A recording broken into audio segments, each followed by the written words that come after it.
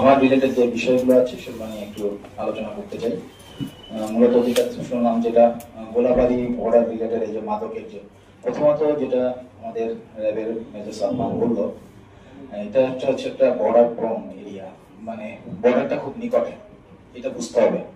বর্ডারটা খুব নিকটে এবং হচ্ছে গিয়ে বর্ডারের পাশেই কোনো কোনো জায়গায় 250 মিটারের মধ্যে হাইওয়ে।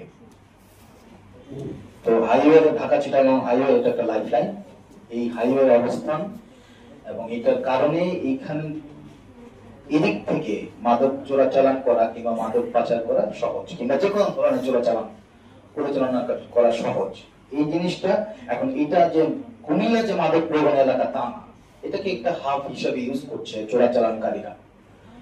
এখন যেহেতু এটা একটা চোরাচালান প্রবণ এরিয়া কিংবা চোরাচালান প্রবণ এরিয়া, মাদক প্রবণ এরিয়া, তো এটাকে আমরা একেবারে জিরোতে নামিয়ে নিয়ে আসতে পারবো, এটা আসলে আশা করা মানে তো কল্পনার অতীত হয়ে যাবে।